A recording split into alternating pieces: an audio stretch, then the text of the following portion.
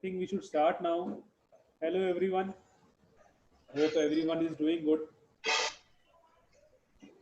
So people joining in who are not aware of me, my name is Taranjit Singh. I'm from Bangalore. I am mostly into keeping and breeding finches. Goldens being my specialty, but along with goldens, I keep like host of other species as well.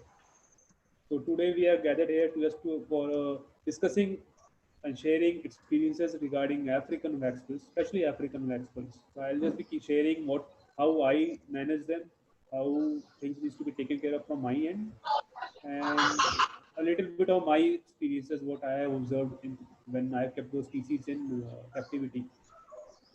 So Nabil, can you go to the next screen? Next slide.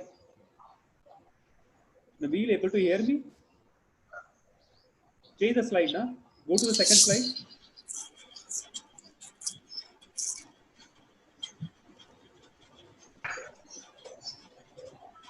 Yeah, and if you are able to press F5, it will go into a full mode. Just press F5.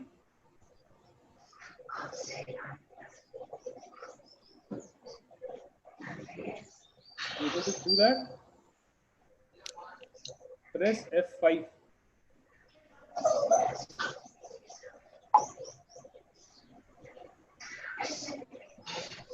Yeah. So, guys, the things which we'll be discussing today mostly are housing, how to keep those finches, and go to the second one, second slide. Nabil, second slide. Yeah, let's discuss. Second. Okay. So, first of all, a small introduction. What exactly are waxbills? No, go back, go back. You're there on the second one. Again, you're moving. Don't go. Nabil, slide number 2.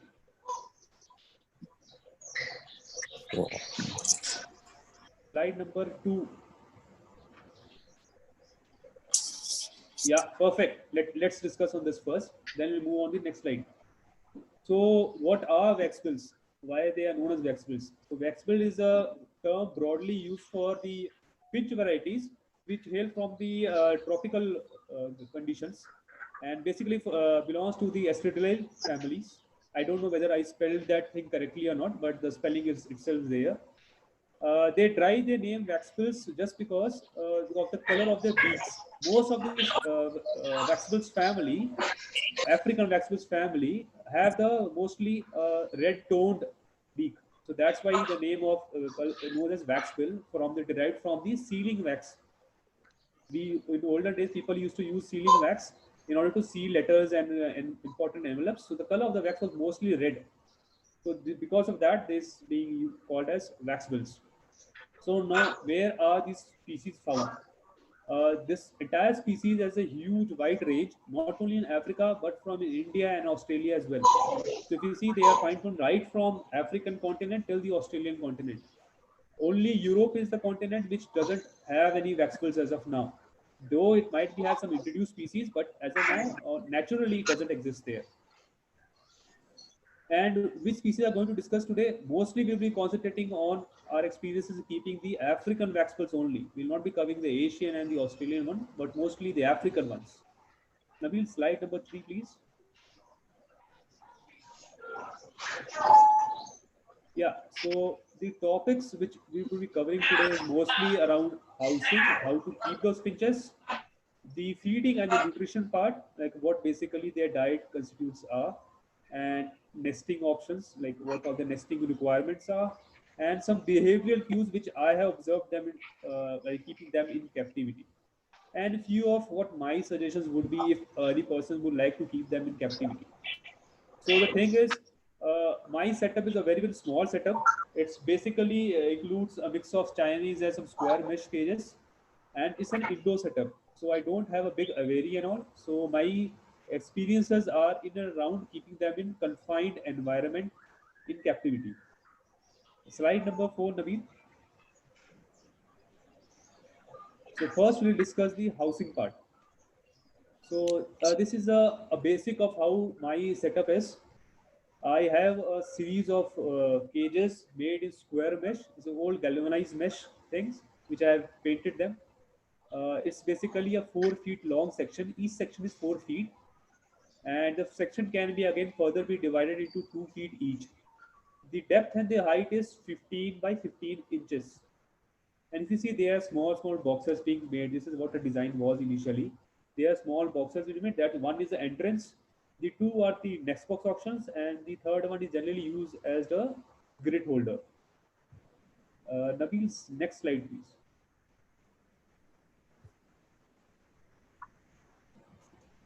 So basically, this is how the actual cages are. If you see on the right hand side, there is a next box option, and on the left hand side, the same space I use as for gravity feeders.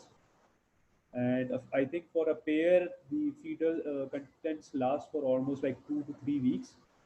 And again, the main cage is generally used to give the soft food as well as the grit and other constraints. This is not visible in the picture is a small cuttlefish holder that is on the back end of the cage. This is a normal basic setup, and obviously there is a drinker for water. This is a section of 2 feet cage. Each size is 2 feet by 15 inches into 15 inches. Next slide, please. Yeah. So if you see, this is a broader view of the same section. There is a divider in between, a slider kind of thing. So if I want, I convert this cage into a 4 feet flight cage for each pair, or if I want some species need a smaller space, so for them I use it for the 2 feet one. The other requirements almost remain the same. If you see in the top one, the feeder is in one corner, and again the cuttlefish holder and perches and all.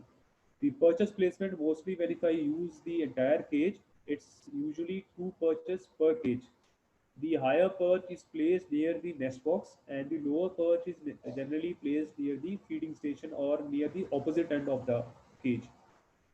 And obviously, the one which is near the nest box is higher than the one on the other part. The reason behind doing so is so that most of the time, whenever the male is roosting outside the nest box, he's always near the nest box, guarding the nest box.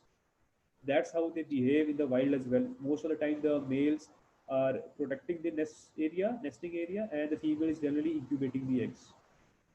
So this is generally a small setup. I have some other setups, similar setups, but it's also the basic requirements remains the same. Now moving on to feeding and nutrition.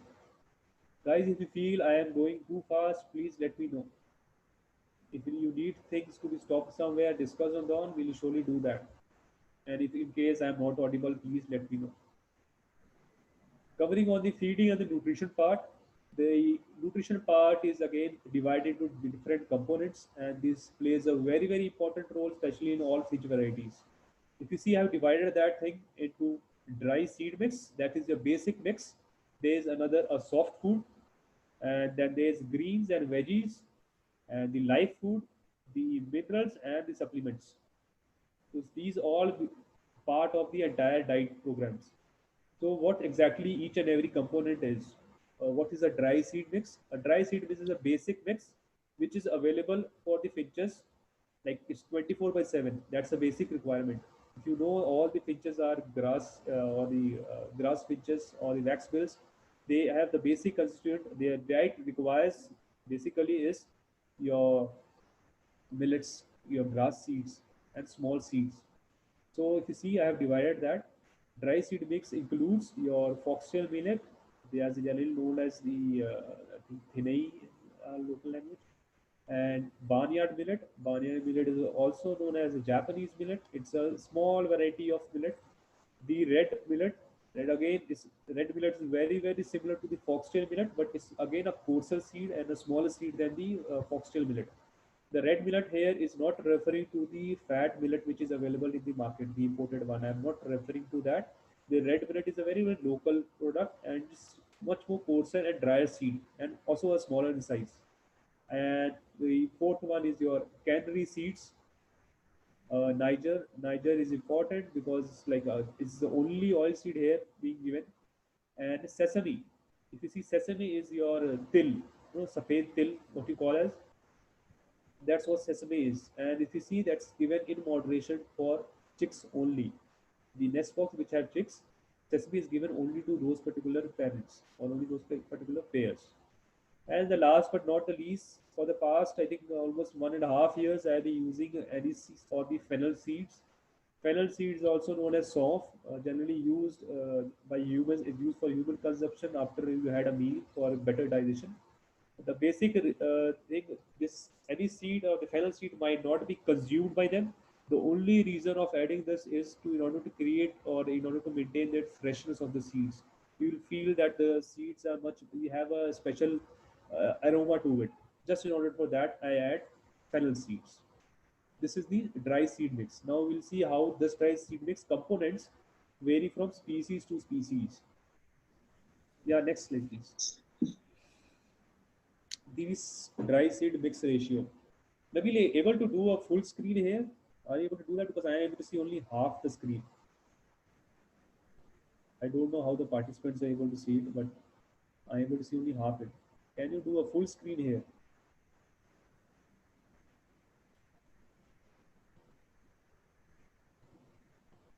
Able to do that? If you are able to click it here somewhere, yeah. View full screen. There's full screen option. View in the view mode. Yeah. Not the view window. Full screen option. Give enable editing, Nabil, and then press. Or press F5. That's the simplest of all.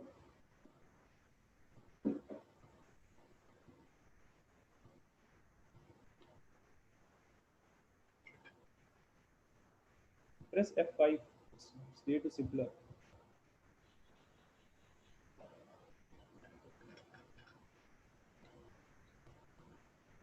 No, don't edit those. Don't edit those.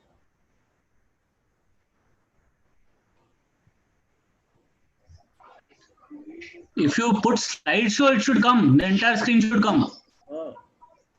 नीचे right hand side पे भी there is an option there, or in the bottom right hand side.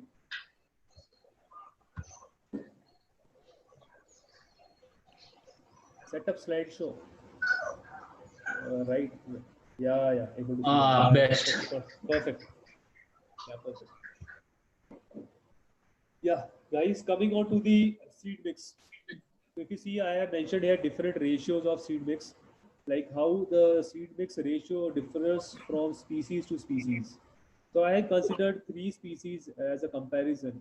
The first is the parrot finches, basically belonging to the rainforest regions, and the waxbills, and again the Australian finches. I considered Australian as a majority component here, not differentiation again between their subspecies, but broadly as a whole.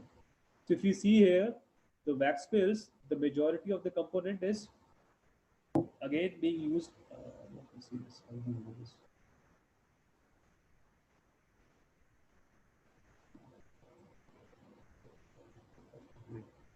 So the majority of the component here is your 2 sizes millet, that is small sizes millets. Those are the red millets and the barnyard millets.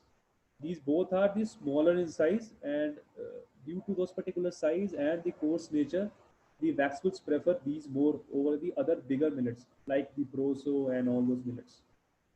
So if you see the difference here, you will clearly understand how the overall difference, I hope, is visible to everyone. So this is just a basic one. The reason behind using this is, if you see, a few seeds might be missing from the waxbill section, that is mostly the fatter sizes, that is your proso millet, because generally waxbills will always go for the smaller size millets. They avoid eating the bigger size millets, so I don't even add to their seed ratios. Nabil, next slide, please.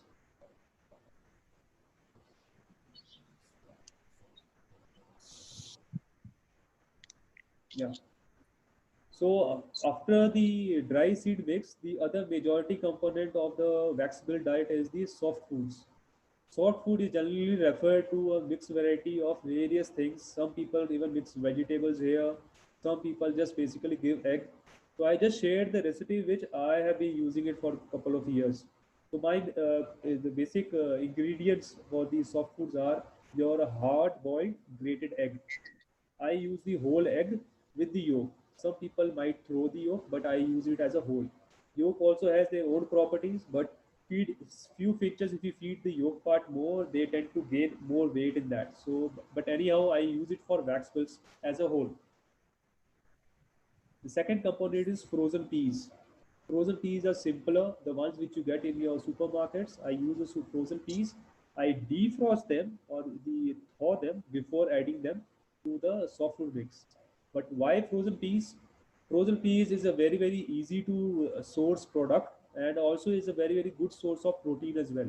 Especially with the birds which are having chicks with on nest, they generally prefer eating frozen peas first rather than going for any other things.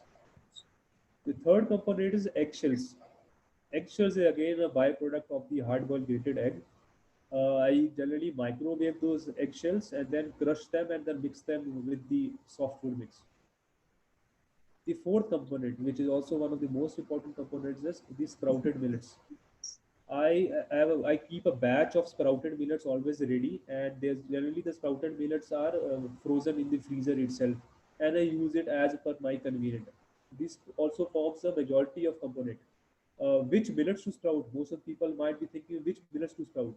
Most of the time, the basic millet which are available to us is your foxtail millet or your barnyard or any other local small millet varieties. I use generally the small millets to sprout the millets because easily consumable by all the fish varieties. Moving on to the next component is OptiBreed or any other powdered multivitamin. It's just a multivitamin to ensure that the species is getting all the vitamins and minerals from the diet. Again, there's another component which is oats. Oats is the ones which we use it for our own consumption, the human grade oats, the ones which we use in Quaker or some other brands. You can use any other brands. Oats is generally helpful for birds which are to be kept in winter or cold climates. Generally, in North India, there's severe winters there. So in order to keep the body warm and all, and we, we generally add oats to their diets. Another component, very important component, spirulina. I have been using spirulina since the time I've been keeping birds. It's one of the basic component. Not only does it has extra protein content, but it also provides an extra sheen and feather conditions for the finches. Another important component, wheat germ oil. Wheat germ oil is high in vitamin E, and also the one which we get in the Rexall is vitamin A is also added. So generally adding that part. Again, the crushed rusk.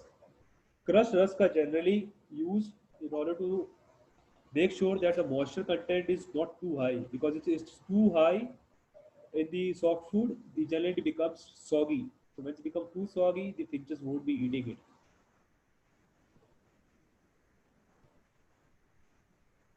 And the last but not the least is our basic spice that is turmeric or haldi. Haldi has very long, like huge lot of properties, not only being antibiotic or not any other, but apart from that, if you see in our culture, we have been using turmeric in almost all our vegetables, all our cooking things and all. The basic importance is it heals the body internally. So I think using turmeric has been a very important component in order to avoid losing lot of birds during the stress times for the birds. And again, I'll use some extra eggshells given to the laying hens. Nabil, next slide, please.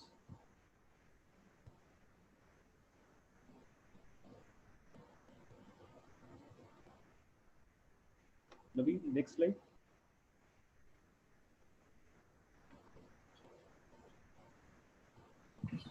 Yeah. No, it was okay. Yeah. Moving on to the other components of the diet, the greens and the veggies. If you see the greens and the veggies, I have very limited components here itself. Over the period of time, I see that giving a huge lot of variety has given you can say, not a very good result. So I have stuck to only these particular things for my particular requirement. First is the corn on the cob. What is corn on the cob is generally a whole cob which is sliced in the center. This is absolutely loved by all my finches, not only waxbills but almost all the finches, and they absolutely adore it. Another thing is, don't give corn on the cob all the time. Like once a week is sufficient. Once or twice a week is sufficient, but don't include as a major component of their diet, because generally corn is not very digestible by the small chicks. So especially the chicks which are like 2 or 3 days old, they might not be able to digest it. As finches which are feeding this to the chicks, they might overfeed that, and it will result in indigestion. So generally limited their access. Second is your cucumber. Cucumber is again a very important component in the veggies diet. It not only contains like trace minerals and water content and whatnot, but it's a huge. Pinches will go crazy for cucumber. That has been a very important component in pinches diet. Limit this to twice a week, not more than that. Because of the huge water content, they might result in a what you call diarrhea. Another important component is broccoli. Why broccoli? Broccoli is like has huge trace minerals, calcium components, vitamins, and minerals. So that's why I either give broccoli as a whole or cut them into small, shred them into small slices. Not slice we call. We grate them small, fine, this thing, and give them along with the soft food. And occasionally the leafy vegetables like palak and lettuce. So these are given very rare, like once or twice a month, not more than that. Moving on to the live feed. So live feed for African waxbills is one of the most important components. Many times I've seen people saying the pair is breeding well, is able to lay eggs, is able to incubate well, but they are not able to feed it well. Most of the time, the chicks are thrown within 7 days of hatching. So in order to avoid that, because African waxbills are uh, built in such a way that they're like in and around their natural environment, they have access to lot of live food. So their majority of the components or the majority of protein comes from live food. We can able to hear me now, guys? I think many people are not able to hear me properly. Okay, so why live food is there? Live food has been able to hear. Okay, great. Live food is a very important component in the wax-based diet. Is a protein source, and it ensures that the chicks are able to achieve the proper protein contents in order to achieve proper growth. The even if the soft food, if you're eating, you need to make sure that is protein content of a soft food has to be like optimum level. Otherwise, the wax bills might not be able to feed them properly.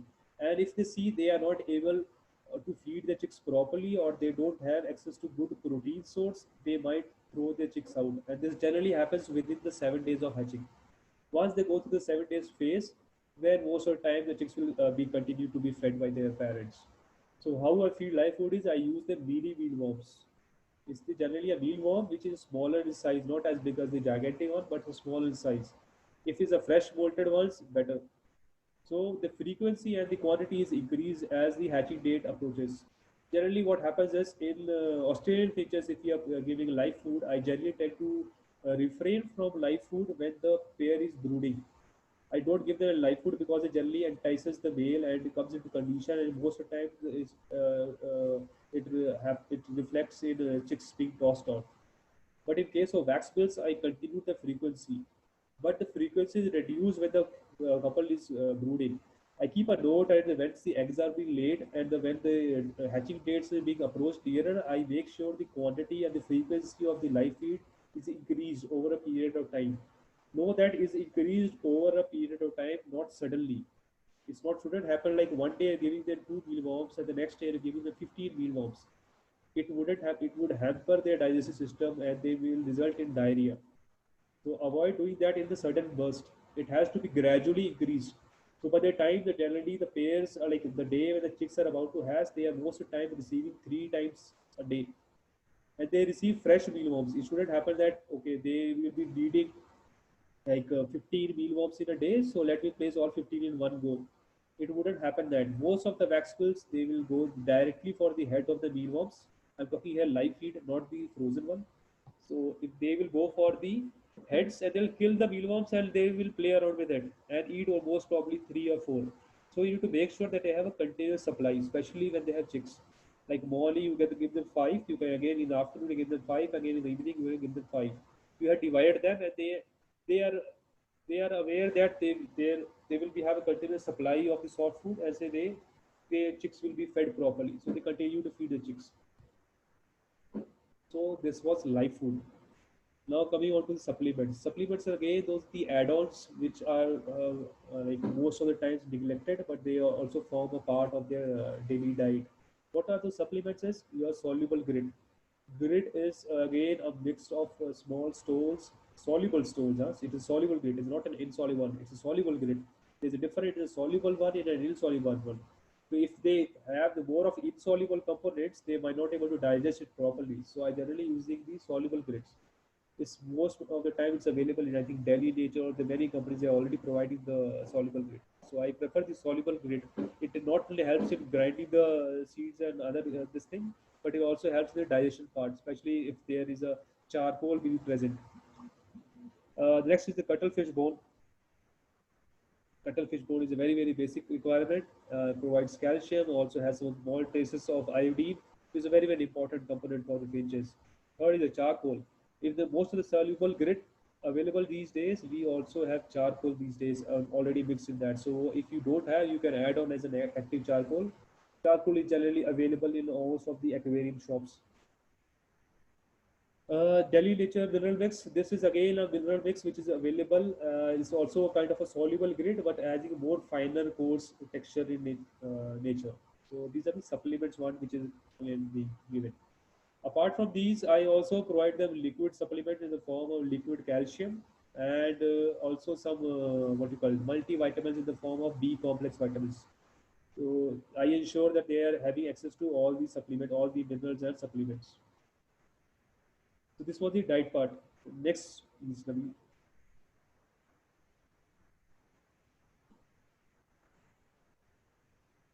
Nabil, can you change the screen? Next slide, please.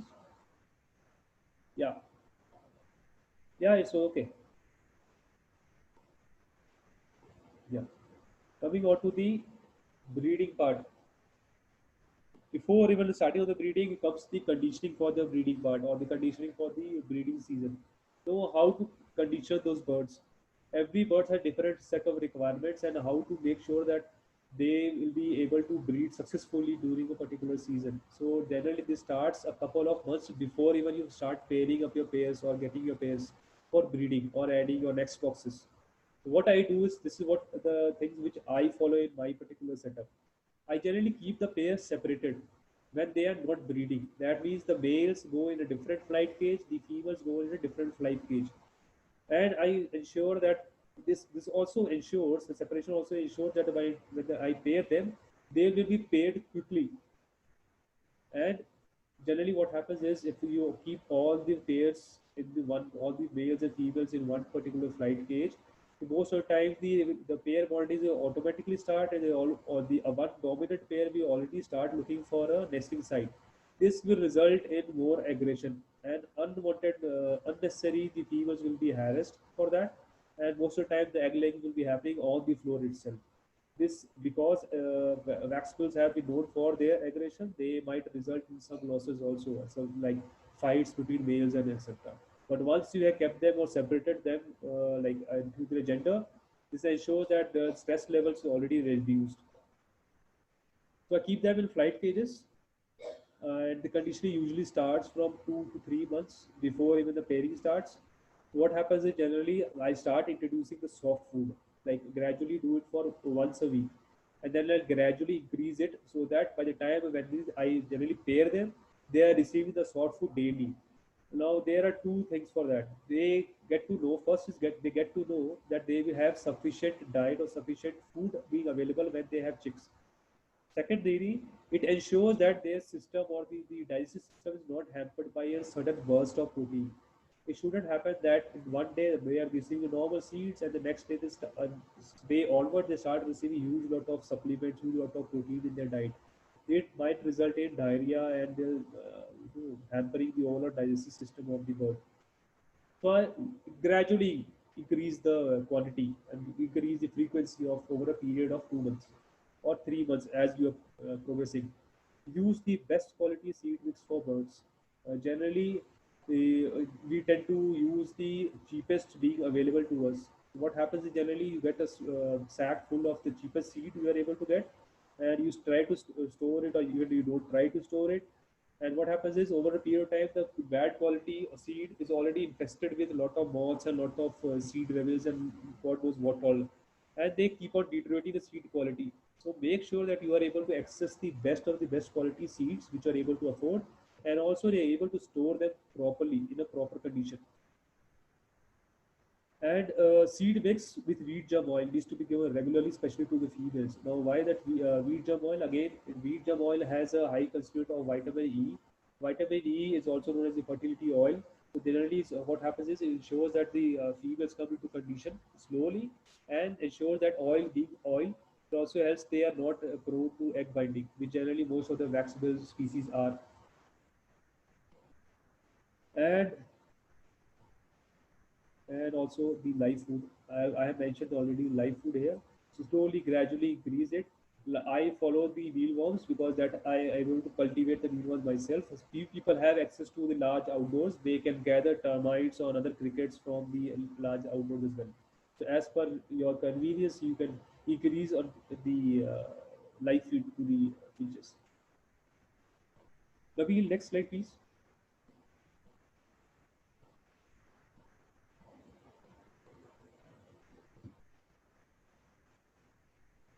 Nabil, able to hear? Next slide.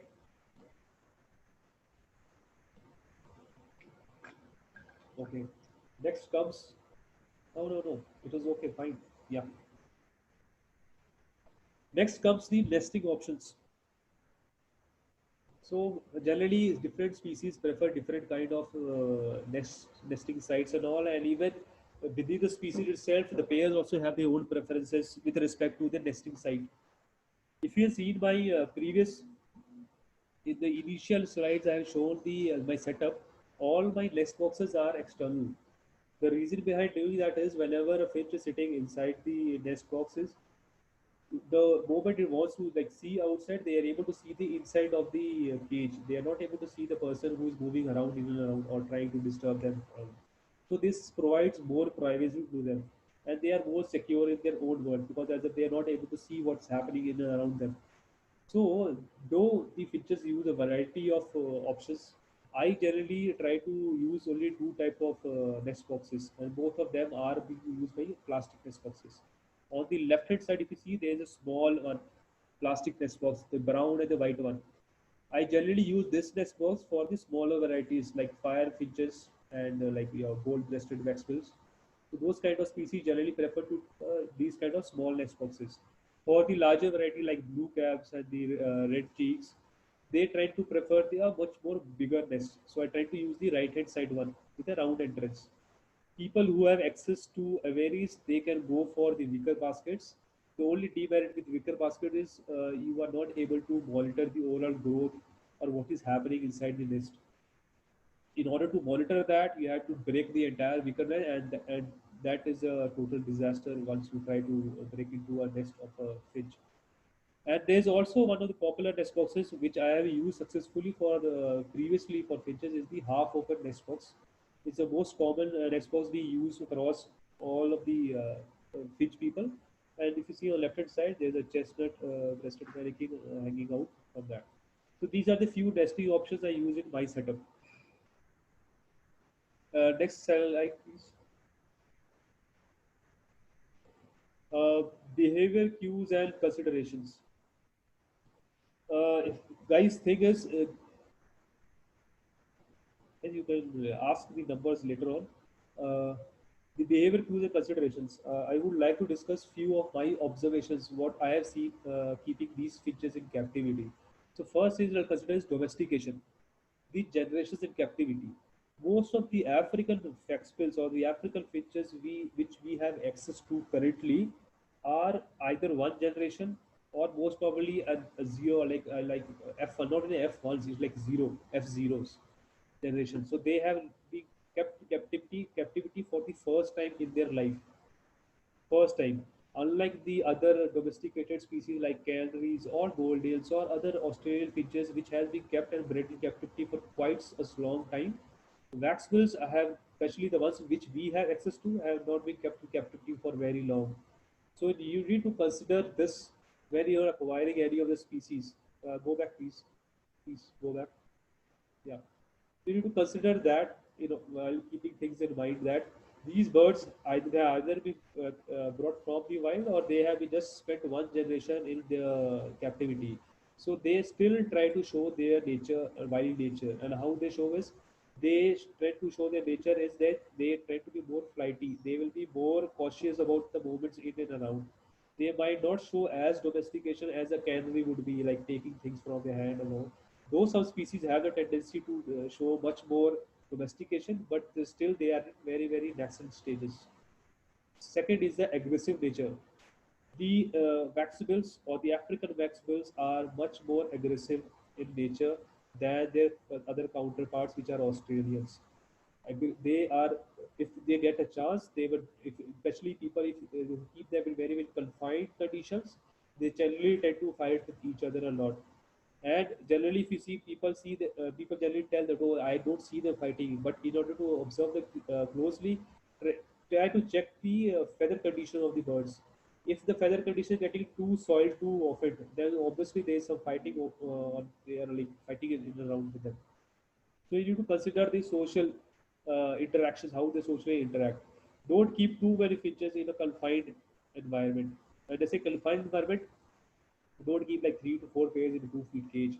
Obviously, this will result in a great massacre, and obviously the birds which will be left won't be worth keeping them. And third is the privacy. I know many people have been able to recently breed waxbills, but we need to like as I said, they have been not been kept in like captivity for too long. They have been like a F1s or F2s most probably. So don't get that eagerness to like check the nest box each and every time. I have seen many people trying to break open the nest. But when I say break open, generally what happens is most of the waxbills have a tendency to create a dummy nest. They will create another dummy nest over the existing one, or if not even in the tunnel. I've seen in the fire features what they do is they make two tunnels in their nest boxes. One is like a dummy where the male is generally resting during the night. The other one is generally the one where the actual eggs are being laid, or where the female is brooding. So what happens is they generally tend to check the nest box from the top to try to break open the entire thing. So generally what happens is the male will again be first of all they will abandon the nest most of the time. Second thing is the male will spend too much time just bending the overall nest again, and it will again be a loss of precious eggs or chicks. So avoid too much like finger poking in the nest boxes. Diet requirements, live food and pollen. Pollen is very, very restricted to very few species. Live food I have already discussed. Live food is a mandate for almost all the waxbills. Though there are many waxbills who have been taught to survive on egg foods, but there is still a limitation in that. So I generally try to provide live food to all my waxbills variety, almost all my finches. Pollen again here is a very, very limited thing. I generally use pollen for very, very specific species like lavender waxbills, whose natural diet also includes pollen. So this will be given in very, very moderation to the pairs, selected few pairs for all selected few species. Space requirements. All my waxbills, most of the F1s, especially like red cheeks, cordon blue, like red cheek cordon blues and blue caps, I have bred them in 4 feet flight cages only. That is, per pair goes in a 4 feet flight cage. They have a special flight requirement, so I provide them a special flight requirement. Species which are smaller in size, like your gold-breasted waxbills and your firefinches, they tend to take a smaller space, so generally they will be able to survive in their 2 feet cage. But if you're able to give them a bigger space, the bigger, the better. So this was some of the behavior cues. Now, coming to almost the end of it, a few of my suggestions. Get birds from known sources, preferably from breeders. And when you're getting your birds from any breeder or any trader or anybody, ask questions. Generally, people tend to ask questions only limited to the pair hai ki nahi hai, if it's a pair, or if it's what's the age, and the third is most probably the price. people limit their things only to three things in and around. Do ask, check for other benefit checking. Most of the time, if you're taking it from breeder, ask for other details as well. When you say details, ask for what the parentage was, who the parents were the parents being from wild or were the parents were bred in captivity, or what's their diet is, what was the diet the breeder was following, or what's the diet the trader was doing. The why these things are important is generally we try to get the birds from an unknown source or people who generally sharing this. Okay, suppose you will get it for the breeder, but you get the birds and you put it in your setup and all, and you try to give them seeds. Few the time the birds might not use the seeds which you are giving them. They might the breeder might give you a different seed mix altogether. So if you are giving us different seed mix, the birds might be eating it very selectively, and you might face your why the birds are not eating properly or the entire seed is not being consumed properly. So tend to ask as many questions to the breeders or for the people or the traders who are getting them, so that you get more and more information for them. Allow the birds to settle down first properly. Whenever you're getting birds, they are most of the time they travel through a long distance and all, and they get stressed over a period of time. So generally allow them like few days to settle down in their own wherever you are trying to keep them. Okay, observe your birds. Your birds tell a lot of things. Generally, we tend to do is we take a pair of a bird and generally put it in the cage and we will leave it. But the only thing is, until you don't observe your birds, you won't be able to understand your birds. Many times it happens, and I still get this thing.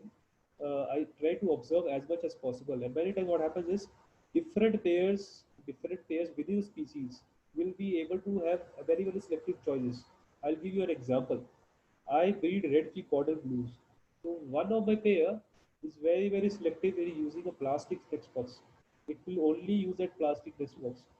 And the other pair is there who will be using only one particular type of wooden text box. I had tried giving the other plastic text boxes, but they won't accept it. They want that particular type of text box only. And how are they able to do it? By providing them and observing them, providing them more options to choose from, and observing that which option they prefer over a period of time. So observe the birds as much as possible. You will come to know the behaviors. Few species like lavender species, I think they go through a mood change or something. What happens generally, if you keeping them in the colony system, generally one male dominant will start chasing all other males or other features and all, and by the time they actually find the birds, only one will be left, and that will be a dominant male. So observe them, observe the signs of aggressiveness, observe how the birds are behaving. They will tell you a lot about their health as well. Other thing is, all new acquisitions need to go through a quarantine procedure. This is a mandate for I think every person who is keeping or like have birds. Whenever a new birds be brought into the setup, don't bring it to the main setup area where you are already be keeping birds initially. Let the birds settle down in a different space, quarantine it. There is a different quarantine protocol which I think many other people have already shared in this forum before as well. Follow that quarantine protocol and let the birds go through the entire quarantine protocol, and then once the birds is resumed healthy, then allow it to settle down in your actual aviary or actual breeding setup. Allow birds to settle down and condition it slowly before putting them for breeding. This is also another mandate. People generally tend to get breeding pairs. I don't know how they get the breeding pairs. And they generally tend to bring another day, they will be adding one nest box and they will expecting the chicks on the third day or the eggs on the third day. Allow the birds to settle down. The birds have traveled through a lot of stress. They are stressed out. They will need some time to settle down. Few species tend to show stress more than other species. I have seen lavender finches, they go through this stress period where if you are shifting them from one place to another, be it even within their flight cages or even within my own setup, they tend to go through a mold. They will start molting. They will show their stress form a mold. They will have a new mold. So once they settle down in one particular condition, that is the space. If you try to like put them from one space to another space, that adds on the stress part. Again, they go through the same phase. So allow them to settle down and condition them slowly over a period of time.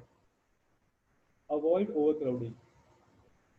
Generally, wax bills are smaller in size, and we tend to think that okay, this smaller size we can able to provide much more. Like we are able to keep many more species in confined spaces, but that is absolutely wrong. This is the other way around.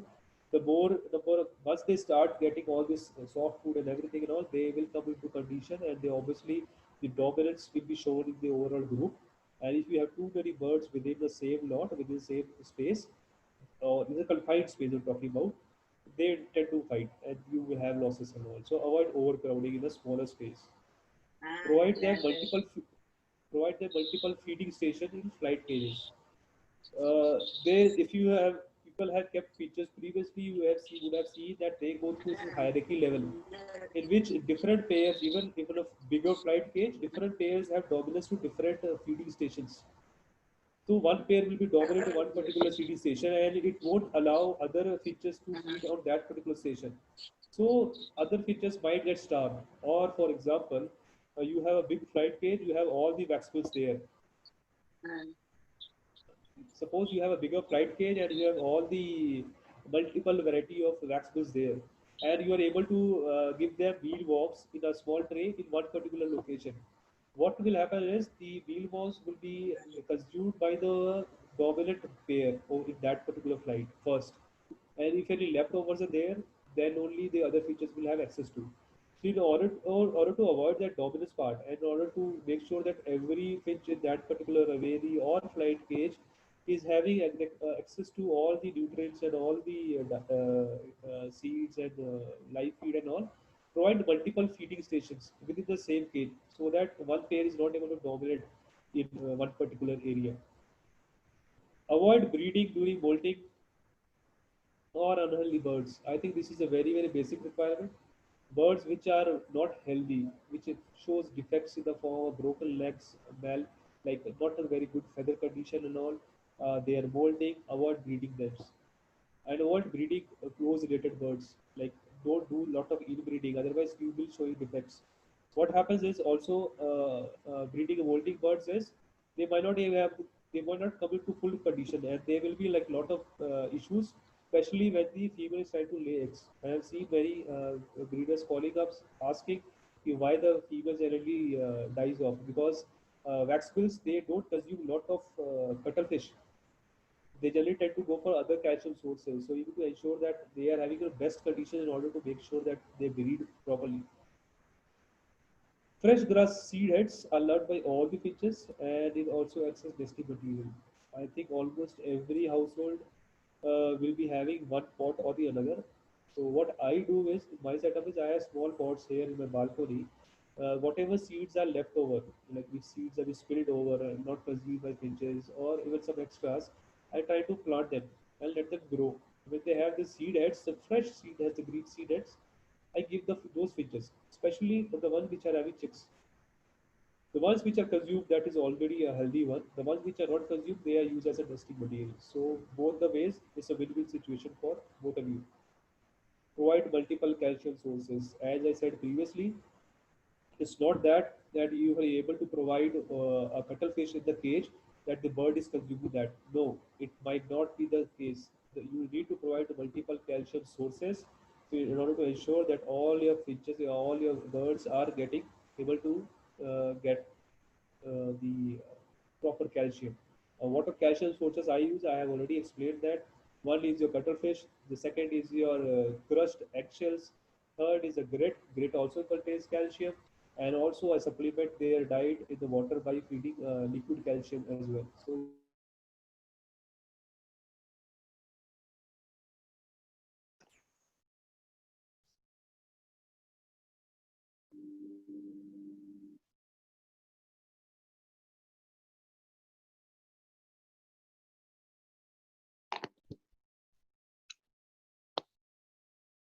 একটা চাকু দাও।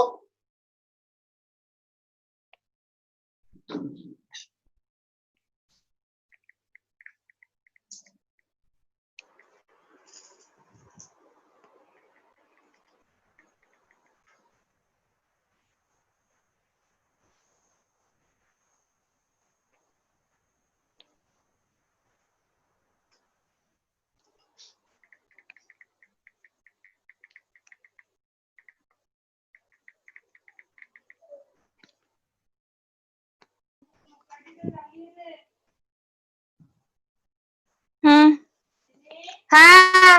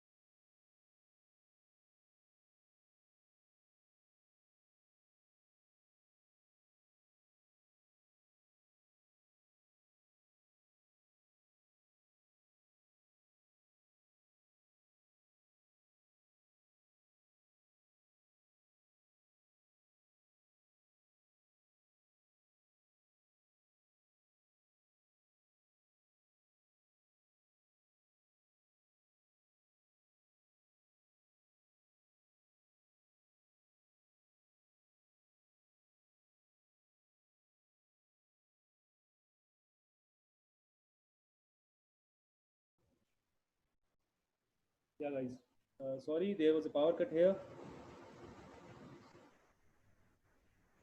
No, Ahmad, I'm back. I didn't left. I'm here. Thanks, Babu. Yeah, so guys, I think we were there at the grassheads and providing multiple calcium sources. And last but not the least, I'm discussing regarding the air sac mites. All the finches. I have seen almost all the finches. I think exception will be your zebra finches or your society finches. Apart from these two, all other finches are prone to air sac mites. Kindly medicated. There is a lot of medication available these days in the market, like SCAT and ivermectin and S76. Use any one of those, all are efficient, but make sure you medicate at least once a year for ASEC mites. Any birds which are like you get new birds in your setup, kindly make sure the first treatment is yours for ASEC mites, because if it doesn't have, if you don't take care of that initial time, it or during, especially during the high heat period or during the summer times, they are prone to spread it to the across all the area, and that it will be a difficult task for you to take care of the entire thing. So guys, I think that was all from my end.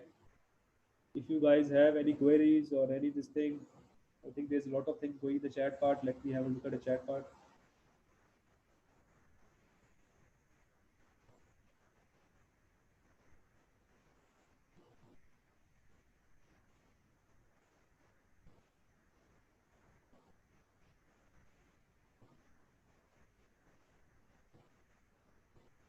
Guys, if you are able to unmute yourself and talk here itself, I think it will be easy for other people to hear your questions and easy to for me also to answer here. So I think Mohammed Shamir is asking, are lavenders easy to breed? How to give frozen peas should be boiled and crushed. I see. When you ask something like are easy to breed, what are you exactly pertaining to easy to breed? Well, if you are able to meet all your requirements for a particular species, yes, they are easy to breed. If you are not able to meet their requirements, it's the difficult species to breed. If you are able to meet their requirements, I think you will be able solely able to breed. And how to give frozen peas? Frozen peas is generally available in supermarkets. I bring the frozen pack, keep in the freezer, whatever quantity I need to use it. I take it out and let it defrost it for some time, say 5 to 10 minutes. That's all I do, and then I use that entire pea in the soft food and just mix the soft food and then give it directly. I don't boil it. You can, if you want, you can crush it, but generally crushing it would result in a soggy mixture. So I don't crush it. The soft wheels and wax wheels are able to take care of the crushing part very easily. So I don't think so that it will be required from your end. And please don't boil it. All frozen peas are pre-boiled. They are like already boiled before even packing. Okay, Mr. Dev, is there any way to calculate the calcium level in a bird?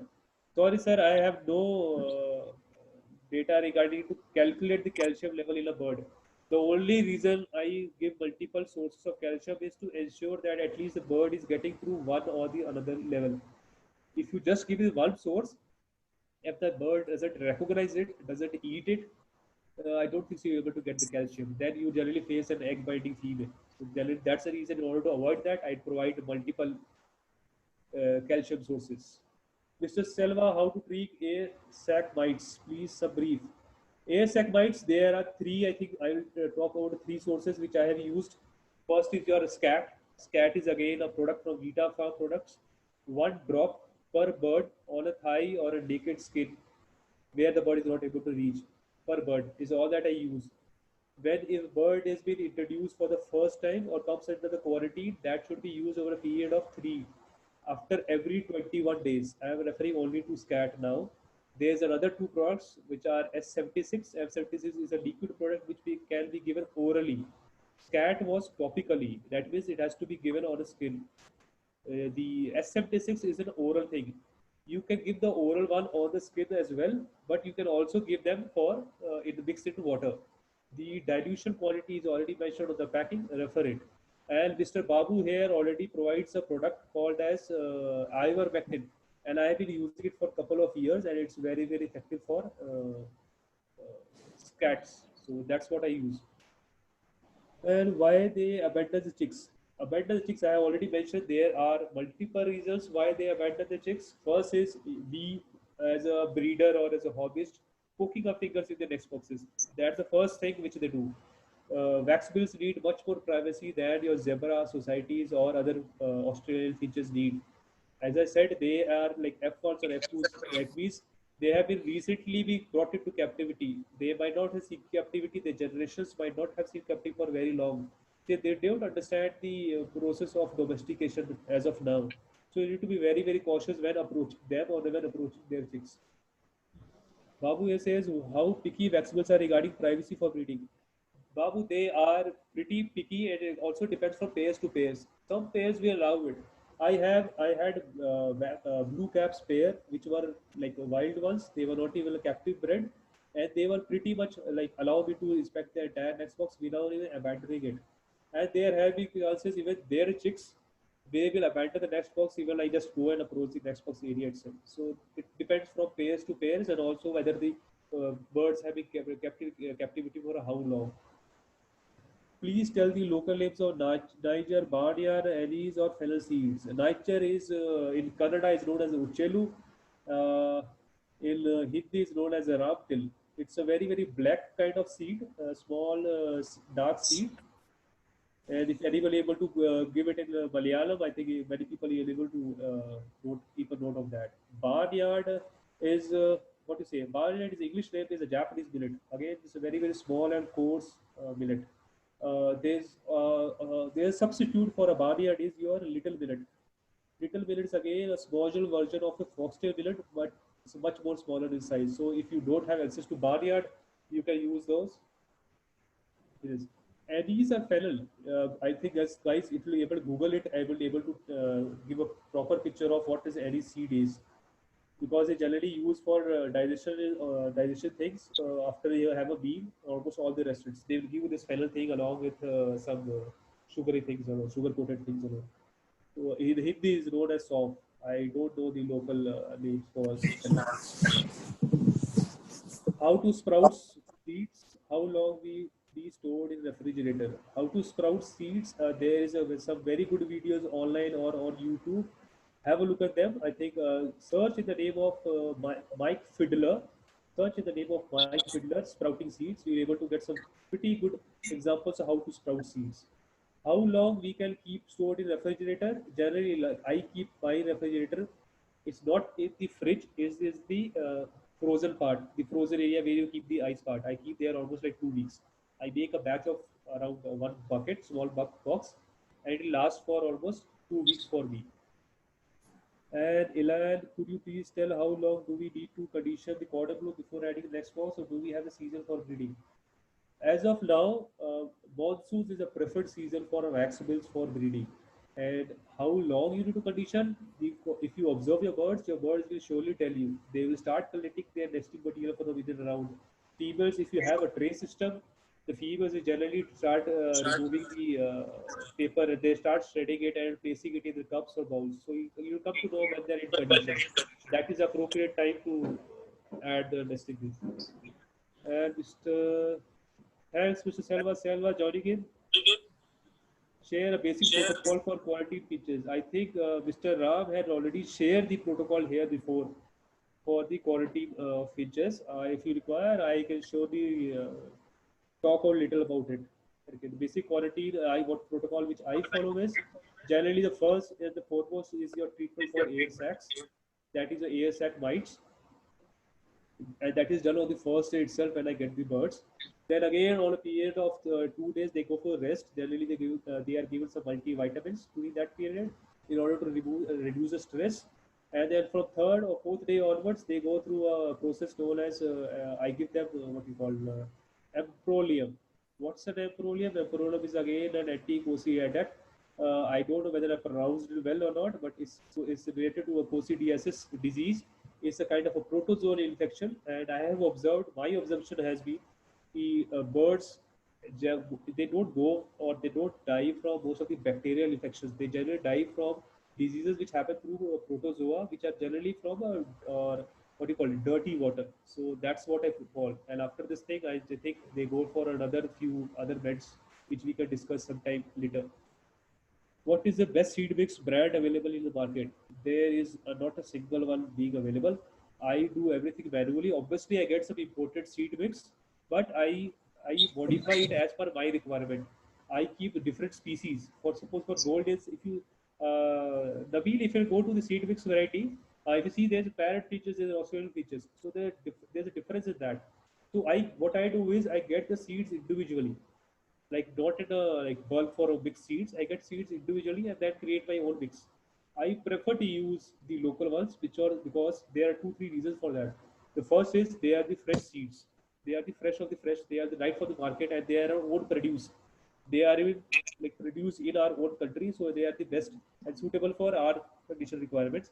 And there's also less priced than what is there in the imported one. So there's another thing. And also, if you're growing locally, if you're able to source locally, the local grown seeds, the demand for that increases. So what happens is supplier also or the farmers also tend to grow those particular species more. So that's why the only I think important thing which I get is the cannery seeds, which I think currently is not grown in India. So that is the only imported one which I am getting currently. Do we have violet ear wax Mr. Rajat? No, sir, I don't think so. We had currently any violet ear wax in India. I wish if you could get something like that, that will be a dream come true. And I'm sure if you're able to source anything, do let me know. I'd be happy to see those specimens in live.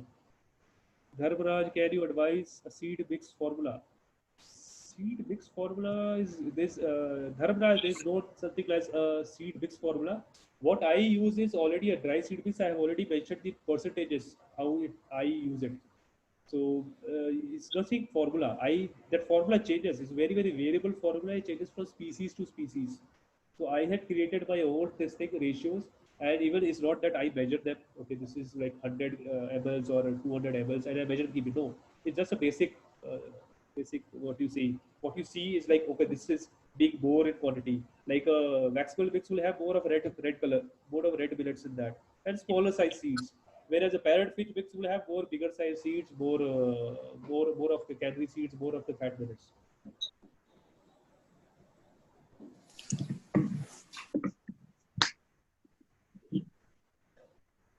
Mr. Samir, yeah, you can surely approach me in case if I have anything extra which I sell, I'll surely let you know.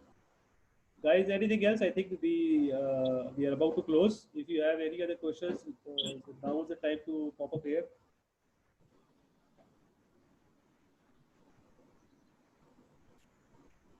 Thank you, Mr. Selva. Thanks for joining in, and thanks everyone for joining in here and sparing your time for listening to my all that things. I don't know whether it was so valuable or not, but I just tend to share my experiences.